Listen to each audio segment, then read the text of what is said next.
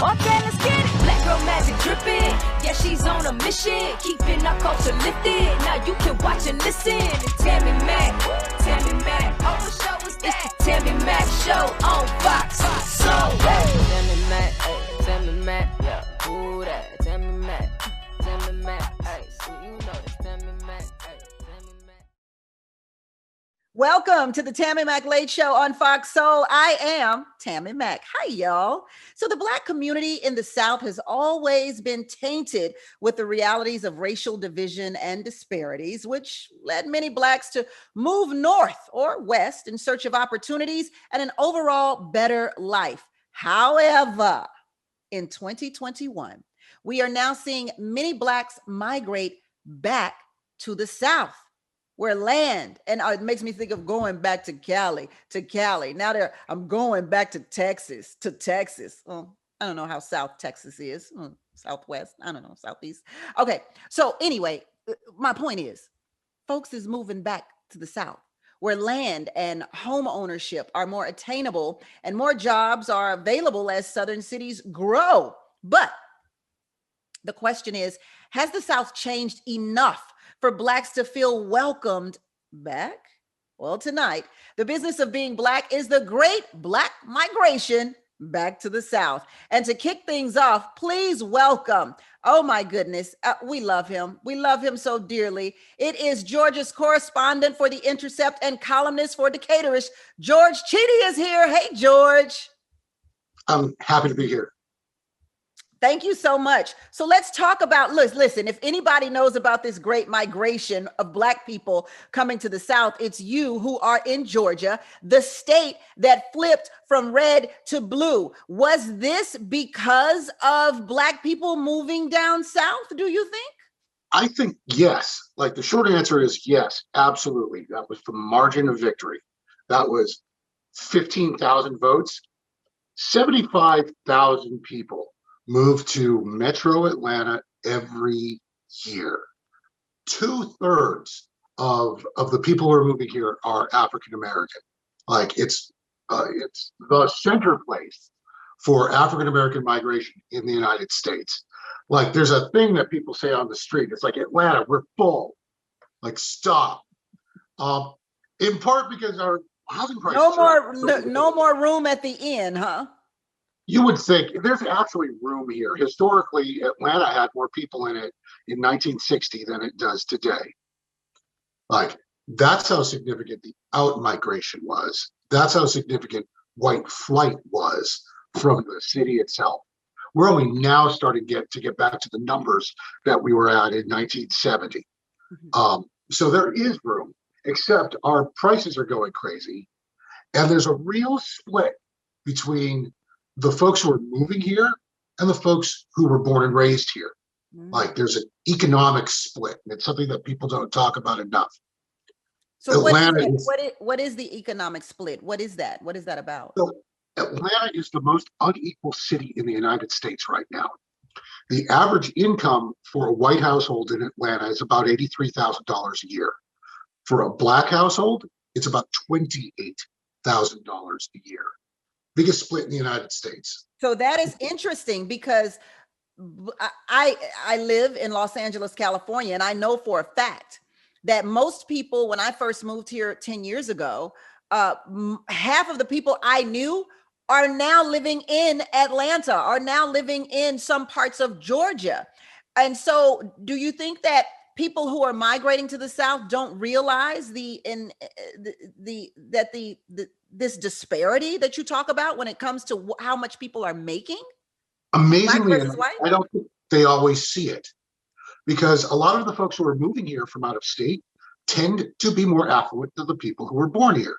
Mm. And they're not moving into Atlanta. They're moving to Decatur or Duluth or Lawrenceville or Snellville or some of these suburban towns and cities ringing the actual city of Atlanta. The folks who are moving here are more affluent, so they're not seeing the poverty that's really deep here. So it makes sense what you're saying. If people who are moving to Georgia are more affluent, then they can very well, a home in that space is nothing to them. If I come from Los Angeles, where homes are, the average home is just about $800,000, I take that little chunk of change and move somewhere to Atlanta. Oh, so the thing is, this money is coming into Atlanta and it's pushing the housing prices here up. Like, you can still find a house around here for $300,000. You can find a house in the less affluent parts of Atlanta for $200,000, but that's changing. And we're starting to see Los Angeles prices in neighborhoods where people would be like, what, where, how is this possible? If you're in LA, think about, I know that there are houses in Compton that sell for $1 million because it's Los Angeles. But the equivalent of that here in Atlanta, in Bankhead, like, we're starting to see $500,000 houses show up. And we're all but then to my point, if you live in Los Angeles and you move there, that would be considered, if your home is worth $800,000 here, you would be considered affluent, as you would say, and be able to buy 2 or 3 of those, $300,000 homes in Atlanta. So so the money doesn't really make a difference. People are still being able, when they move. So is the economy a reason to move down south? Yes, it's vibrant. Like, Atlanta in particular is this mixture of the music industry and Home Depot and consumer products and entertainment media. It's an amazing place, no matter what you're trying to do. But these social problems, like, that's the hidden flaw in the system. Eventually, it's going to tear this city apart. Social problems such as race? This inequality. Inequality is a threat, and it's part of the reason why, when we had protests in the street, we had buildings burned. There's this split that I think is going to grow very, very dangerous over time. We have the Gini coefficient of Caracas, like the inequality of a South American city where rich people live in gated communities and travel in armored caravans when they want to leave. Like, those are the economic dynamics of this city right now. We're not quite at armored caravans, but we are talking really strongly about an increase in crime. Mostly the people who are talking are folks who've got a lot of money, who never go to the parts of town where people don't have money. Wow. So what are the disadvantages? I should be like cheerleading. Atlanta, come to Atlanta. We love you. Like, it's complex. What are disadvantages of moving down south? Pollen. If you've got allergies, you're going to have a problem. Well, listen, that is not a disadvantage if I can buy 3 houses for the price of 1. If I can get a job at Coca-Cola, like, that is, pollen is the least of my problems, right? Well, let me tell you something that happens here. So we've got a lot of folks who move here who, like, a lot of folks with college degrees, but a lot of folks who aren't. They're trying to leave a Walmart life and come to Atlanta and make it because there's opportunity here. The problem is, if you don't know how to socially network your way into a decent job here, you're gonna fall flat on your face. There is no social net. There's no, like, if you can't make it and you're losing your apartment or you get sick, we're in the South. It's a it's a state where they can fire you for no reason and you've got basically no recourse. There are no social services that I would consider especially. But does Georgia have state taxes? We do have state taxes. State tax rate's about 6%, depending on how much you make. But we don't have a lot of services. And so the safety net here is very, very weak. And unless you're coming here with a job in hand, where you've got people that you can network through, you're going to have trouble. And it's not just Atlanta. This is a phenomenon the same thing about Hello? New Orleans. Sorry, Mr. Blow, you're on. I'm sorry, go ahead, George. George, you muted yourself. You're Unmute. Oh, I'm sorry. There we go. Sorry. There was a technical problem. Director, look at your shot. All right. The You're not on. We have the same problem in Charlotte. We have the same problem in Charleston. We have the same problem in Jacksonville.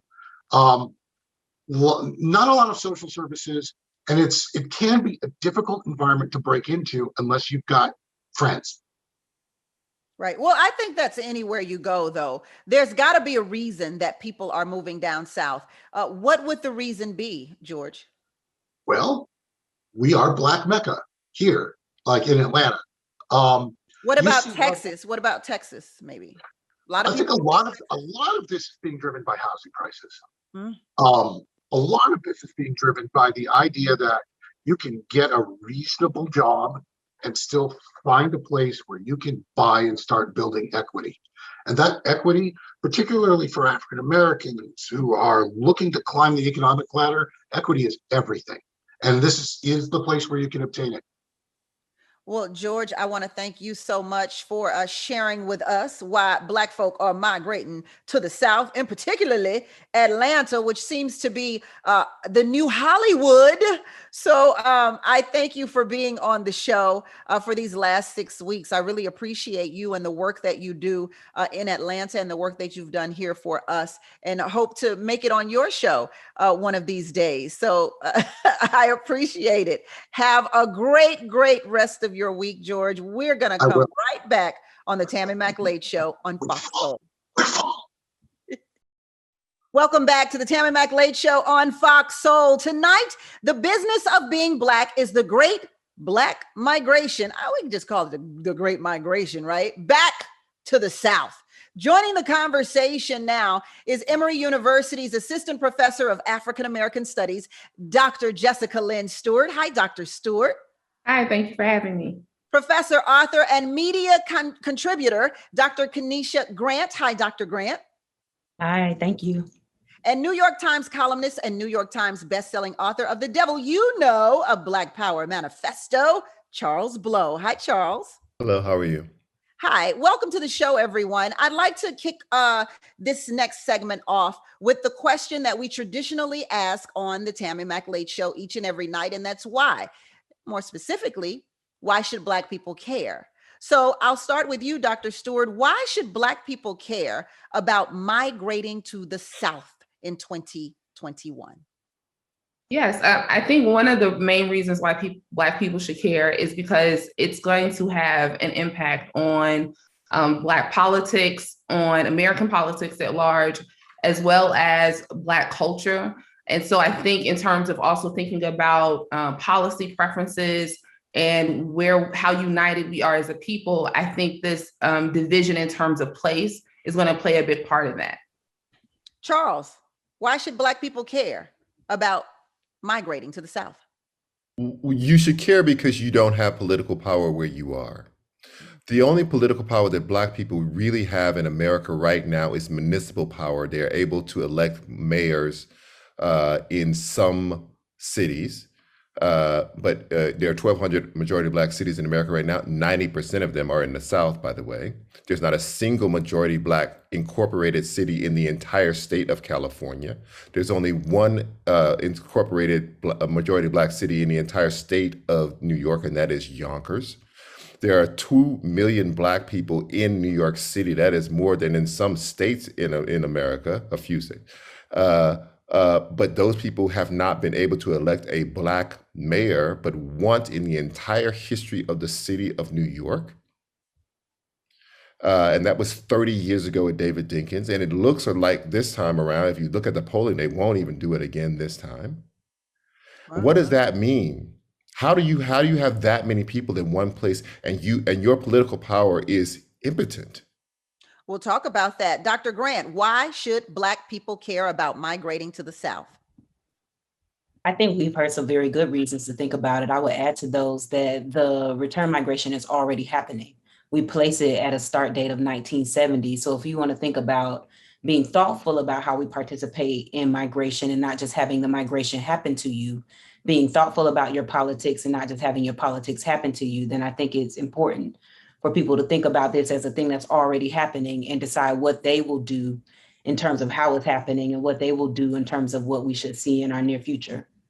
I hear everyone saying specifically that probably the most significant reason that migrating to the South is important is because of political power, the power that it gives Black people, where it doesn't give Black people that same power, perhaps on the West Coast or in the Midwest. So then my question becomes, if Black people are to garner this political power by collectively migrating to the South in a coalition stance, wouldn't we have to actively vote to make that happen? And if that is the case, then can't we do that wherever we go and still be powerful? Charles, I'm going to ask you that because you said there are places where we are, we're en masse, if you will. There are plenty, we are plentiful, but yet we still don't have representation in our politics. Right. So they give you can elect the governor. The mayor of the city of Detroit, whoever you choose, and they'll carve out every 10 years, they'll carve out a few congressional seats that'll be the Black ones, always making sure that they're not in the majority of the number of seats in that particular state because the way they gerrymander. But that means that you're not powerful where you are. People say, well, doesn't that mean that Black people are powerful in Detroit because they helped to swing Michigan for Joe Biden? Or aren't they powerful in Philadelphia because they helped to swing Pennsylvania? No, they're not, because they only called on you when white people basically split down the middle. They call you in to break the tie. Ooh, that's right. dangerous. You are 10, 15, 18% of the population. What real power looks like is what happened in Georgia. Not only was there organizing, but as Kenesha said before, the migration already started. The Black population in Georgia doubles from 1990 to 2020, from 1.7 million Black people to over 3.4 million Black people. Black people, the last time that state went for a Democrat was for Bill Clinton. And Black people weren't the majority of that coalition because they were only 25% of the population. This time they were the majority because they were 33% of the population of the state of Georgia. It makes all the difference. Dr. Grant, do you agree with that? Yeah, I think that Mr. Blow is making a good point. I talk a bit about this in my book, The Great Migration and the Democratic Party, this idea that politicians are primarily concerned with Black populations when Black populations serve as the balance of power in a city, in a state, or in an electoral college contest even. And so that's something that we saw happening during the Great Migration, white politicians in particular thinking about Black people primarily in terms of their ability to help them win elections and not in affirmative terms of what they should give Black people or about what their citizenship meant. And so I think that he's right. And I think the proposition that he outlines in his book makes a lot of sense about us going back to the South in order to make those states more palatable. But to answer your question, yes, a very big part of this is that we have to turn out and vote. I think we probably beat up on Black people a little bit too much about not turning out to vote. I think they probably turn out to vote in rates that look like all the rest of the people in America turning out to vote. And so I want to make sure that your viewers know that we do a good job. Like, we are very good citizens, and I think probably better citizens than the nation has been to us or has warranted. But I think that we have to continue to turn out to vote. We don't get the credit that we deserve as often, that's no, we don't. We oftentimes have the light shined on the negative portion of Black America, but never on the positive portion. But when you and Charles, when you talk about Black people, I guess white people or America as it stands, when they look for Black people to vote, they're only looking for us to break the tie. It kind of reminds me of why the Civil War all began in the first place. It had to do with, with representation and the slaves. Dr. Stewart, I know you can speak to that.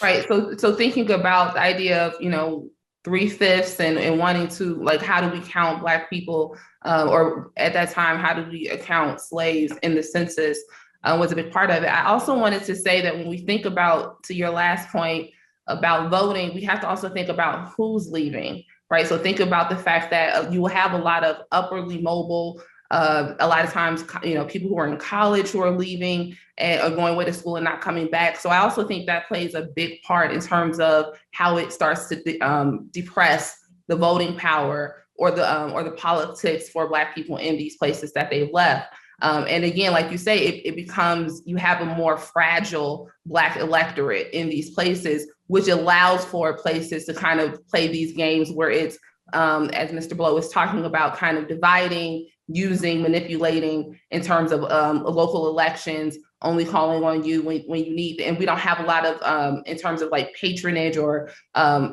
kind of the type of politics where it's like, give me something, I'll give you something. A lot of that has gone away, especially as we're starting to push more and more Black people in these places to the suburbs and kind of out of central city politics. Right. Our chat room is going wild right now. So let's jump into the chat room here. CM Williams, our soulmate, says, well-educated and well-connected Black people do very well when moving to Atlanta. Places like New York City, this is our soulmate Incog, places like New York City are becoming soulless and more expensive due to gentrification, Midwest hipsters. So Black folks are relocating back down south. With the move comes shifts in political representation.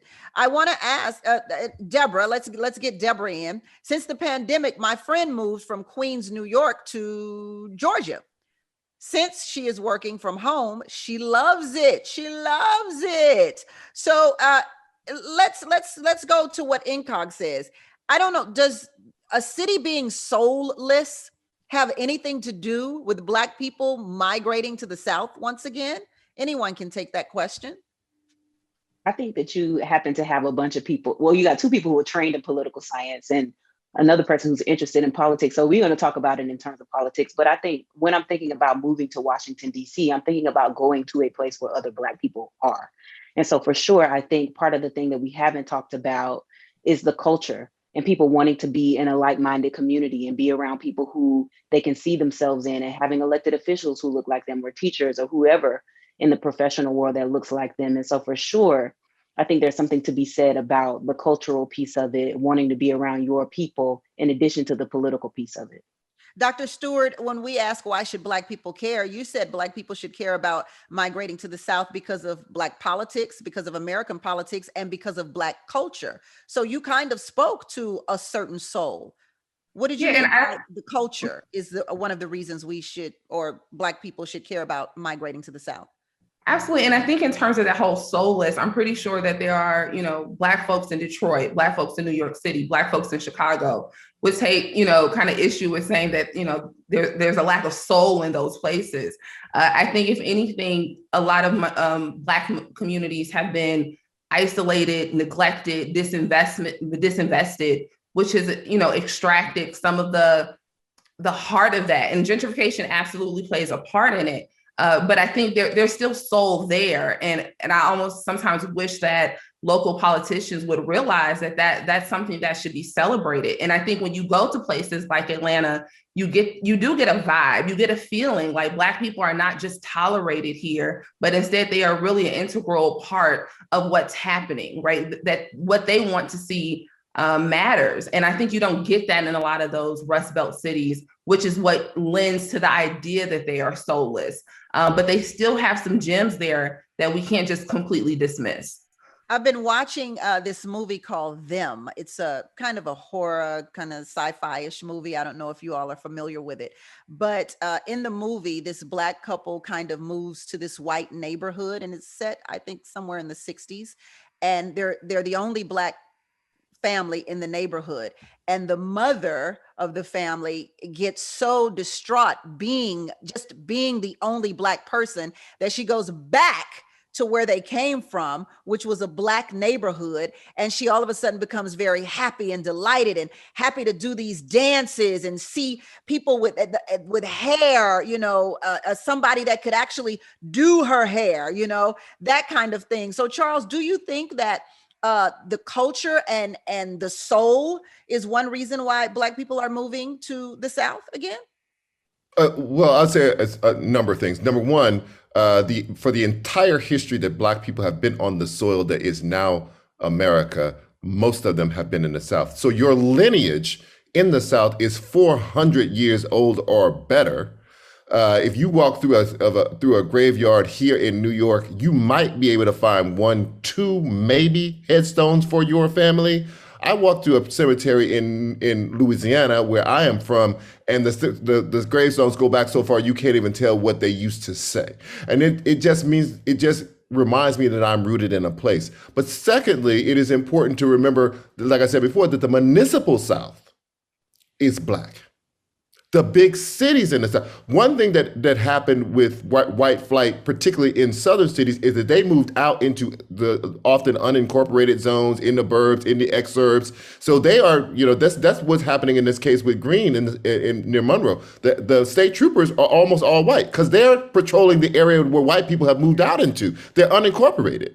But in the cities, that's where the Black people are. And so when you move to a place like Atlanta or like New Orleans or like Jackson, you all of a sudden are unexceptional. And it is such a relief to be surrounded by other people just like you, and nobody's making a fuss of it.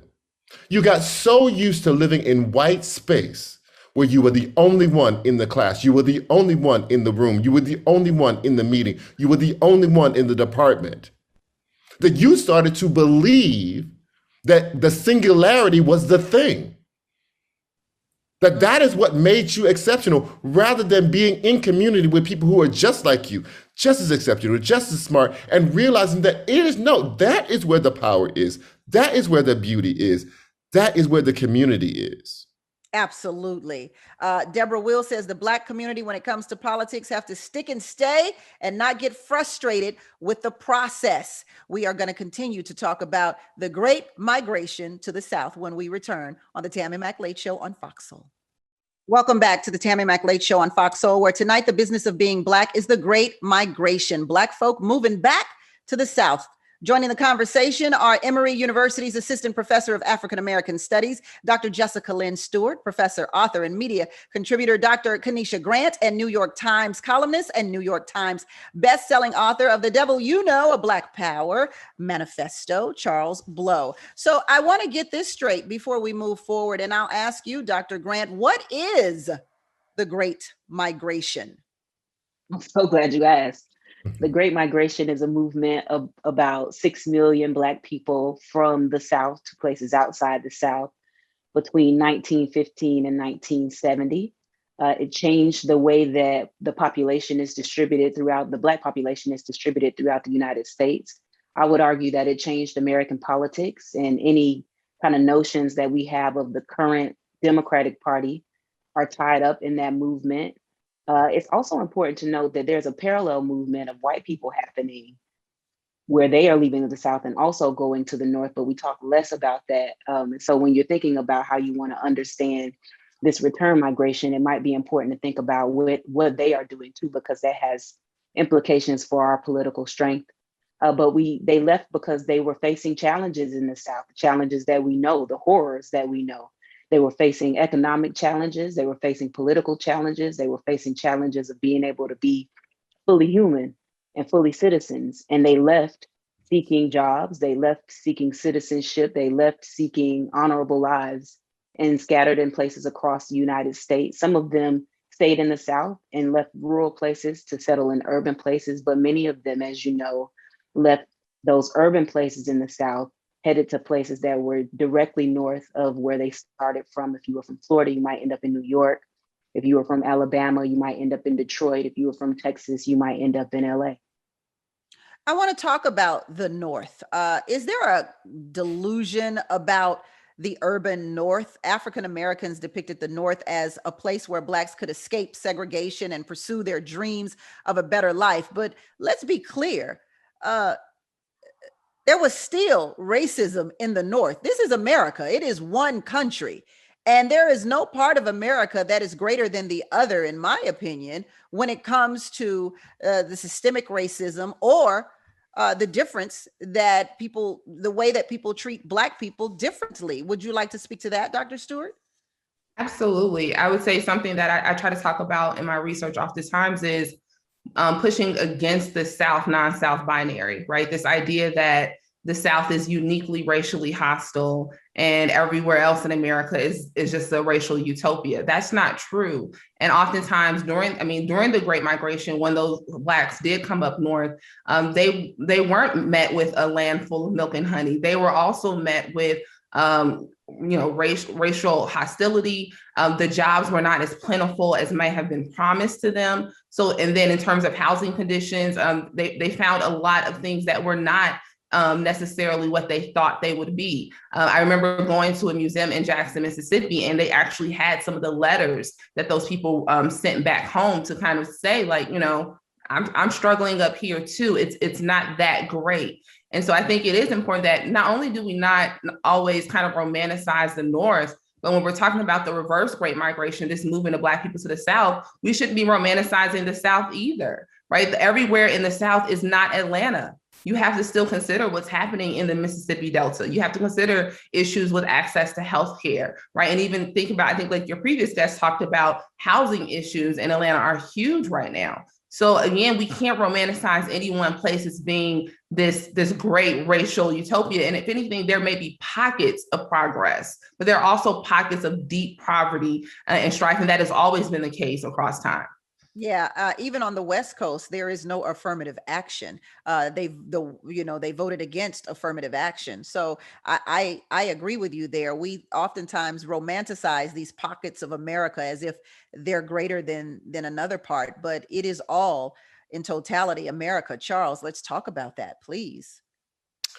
Well, yeah, I mean, when Black people first started the Great Migration, 3 years after that, you get Red Summer, racial riots breaking out all over America, including in these northern cities, and specifically because all these Black people show up out of nowhere, right? And when Chicago does a kind of a commission or whatever to look into the causes of that riot, it was about pressure put on the white population by Black people. Black people wanted to move out of the what's called the Black Belt. Then it was just the south side of Chicago.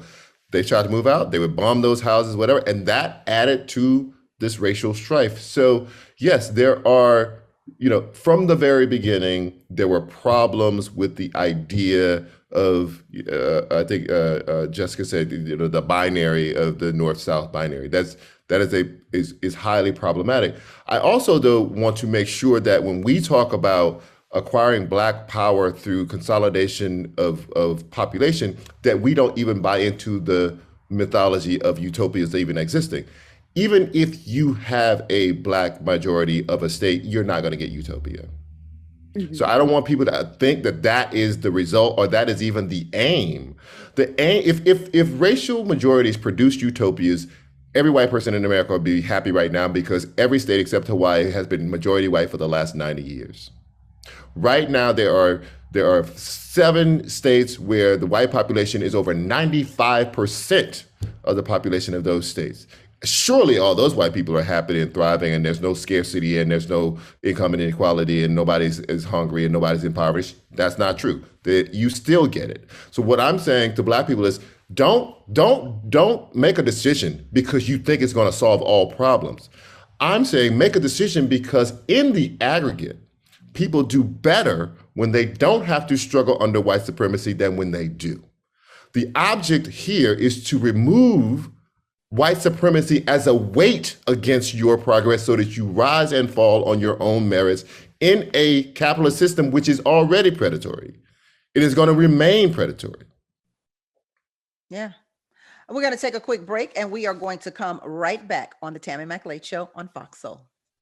Welcome back to the Tammi Mac Late Show on Fox Soul. Tonight, the business of being Black is the Great Migration. The Great Migration, which we found out today that it didn't just begin in the 2000s, y'all. These Black folk moving down south began in the 70s, right, Dr. Grant? The 70s. I would say so. What was the point of what was the purpose in the 70s? Do you think that there was a difference behind the reasoning Black people were moving in the 70s versus today? I don't think so. in the beginning of my book, I talk about voluntary migration and involuntary migration. And so while we're thinking about voluntary migration, I think the simplest answer is that Black people are trying to get as close to freedom as they possibly can. And so the voluntary migration, I would say, starts with people deciding to leave enslavement at whatever cost there is.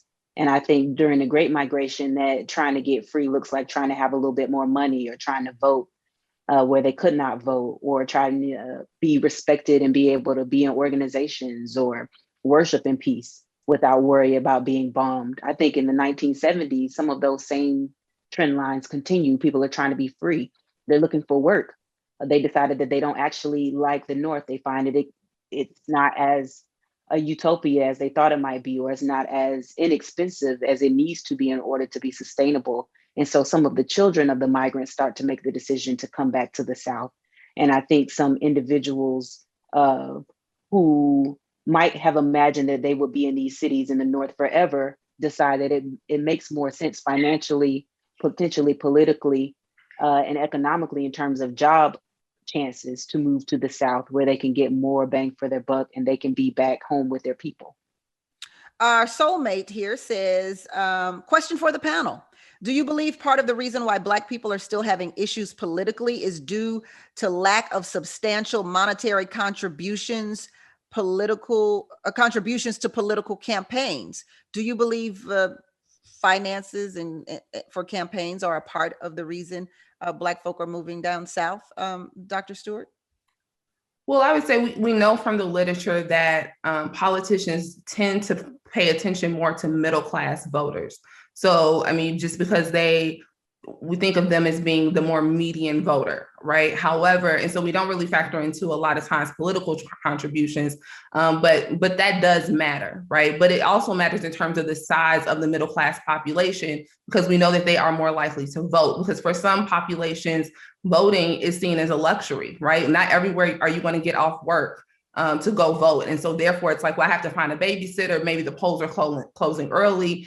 Those are a lot of barriers to actually low income or poor people going to vote. And not to mention all of the other types of restrictions around voting that are occurring across the country. So I think in terms of monetary, it really is just this historically, politicians tend to pay attention to certain types of voters. However, I always say that there are other forms of non-voting participation. So when we think about, it's not just donating money, it's volunteering on campaigns, it's writing letters, it's protesting. There are a lot of things that you can do to contribute to the political process as an engaged citizen beyond just voting, although voting is key. Our soulmate, Jeffrey Nixon, says, this is a great conversation. Thank you, Tammy. You're quite welcome, Jeffrey. Jason Bourne says, but in fairness, Jewish people have built in a net worth and network. I'm not exactly sure where we're going here. That is the reverse of the Great Migration. I'm not exactly sure where we're going there, Jason. So maybe you're responding to somebody else in the chat that we haven't gotten to yet. Charles, in an interview with Yahoo Finance, you mentioned that if African Americans had not migrated, then Black people would conceivably have the controlling interest in multiple Southern states. Right. So at the end of the Civil War, 3 Southern states were majority Black: Louisiana, Mississippi, and South Carolina. There were another 2 or 3 that were within 2 percentage points, and Florida was within 4 percentage points. You know, so that the if in that sentence is a giant if, right? So so that is if they didn't migrate, if you still get the Voting Rights Act when you had it, and if Black voting patterns existed over that time as they exist now. So those are huge ifs. So it's a theoretical construct to some degree, but it does mean that, you know, there was a moment when that power was within your grasp. And that was a large reason that many other people, including Frederick Douglass, did not want people to migrate out of the South, because he said, just hold tight, we'll figure this thing out, and you'll be the majority in these states, and you'll be able to have some real control over your lives. That, in addition, I also wanted to add something to Professor Grant's discussion about Dr. Grant about why people started to move back in the 1970s. adding to that was also what had happened in the civil rights movement, that it had been very successful. And as Dr. King wrote after the Watts riots in the Saturday, I think it's called the Saturday Review, Saturday Post, he wrote about how the civil rights movement had largely been a regional movement and most of the benefit had redounded to people in the South.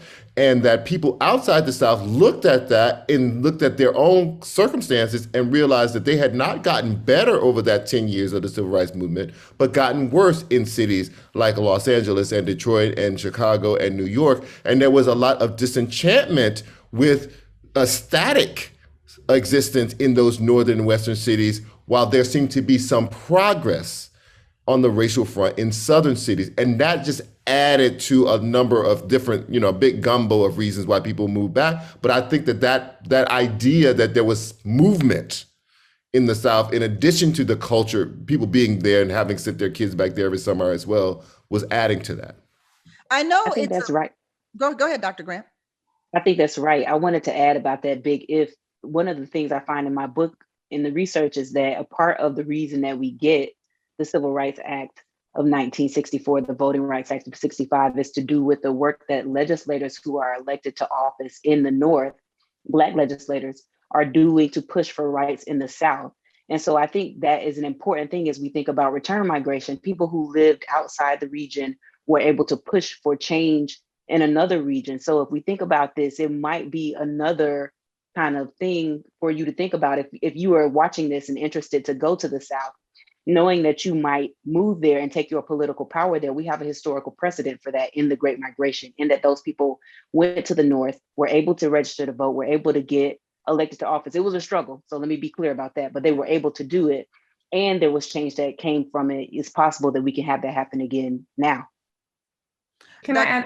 I'm sorry. Can I add something? I mean, we talked about the political push and pull factors, if you will, but you also have to consider the economic ones. In the late 70s, you're seeing a huge decline in manufacturing and employment across the Rust Belt, and a development that we call deindustrialization. That's pivotal. That really you heard about this a lot in the 2016 and 2020 election about the white worker and those kind of white men in rural Wisconsin and Michigan. But a lot of that devastation happened to Black communities way early on, and they don't always get that type of attention. And so those communities in Youngstown, in Gary, in Chicago, in Philadelphia, that devastated communities in a way that they have not yet been able to rebound from, and people haven't really made the investments to correct that. And so again, a rapid decline that impacts generations in terms of economic mobility also impacts whether or not people feel that push or that pull back to the South. We're going to take a quick break and come right back. Yeah, we're going to migrate back to the Tammi Mack Late Show on Fox Soul. Welcome back to the Tammi Mack Late Show on Fox Soul, where tonight the business of being Black is the Great Migration 2021. Black folk going to the South.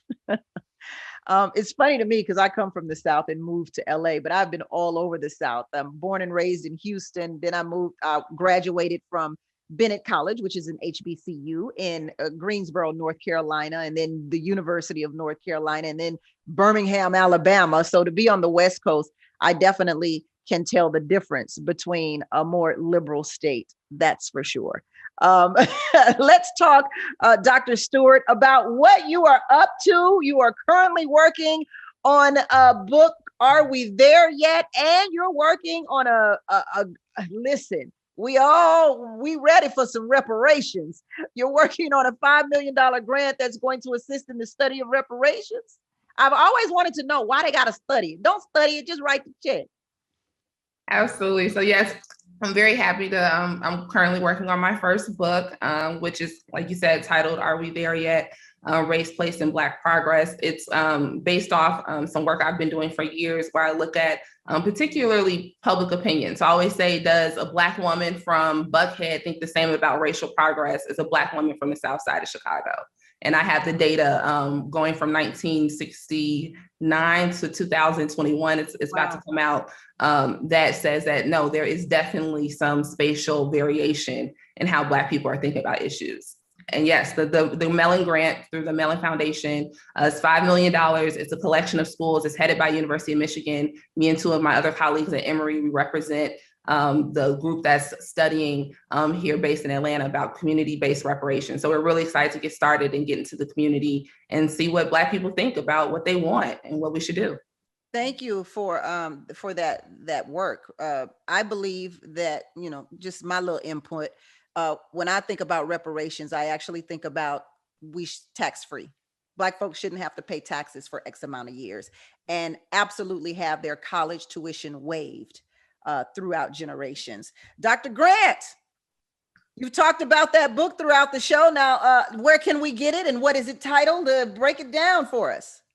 This is there it is. It's The Great Migration and the Democratic Party, Black Voters, and the Realignment of American Politics in the 20th Century. It is sold wherever books are sold. You can get it Barnes & Noble, Amazon, wherever you like to buy books. It is probably on sale there. And Charles, your book, The Devil You Know, a Black Power Manifesto. Talk about it. So it's available everywhere, like Dr. Grant just said. And also, in addition to that, the opera that Terrence Blanchard made out of my first book, Fire Shut Up My Bones, premieres at the Met in September. It will be the first opera by a Black composer in the entire history of the Met, and only the second one with an all-Black cast. The first one was Porgy and Bess. So look out for that. I have a new TV show on the Black News Channel called Prime with Charles Blow. And just keep your ear to the ground for another film project with the next book. So there's other things happening. So absolutely. Thank you all for giving me your time tonight. Dr. Stewart, Dr. Grant, Charles Blow. I'm so honored to have you all on the show. Right now, you all will be honored to know that we're about to give you some deals. Yeah, those Fox deals are coming up next. But until tomorrow, it's a blessing to be in your box on the Tammi Mack Late Show on Fox Soul. Get ready for the Fox Soul deals, y'all.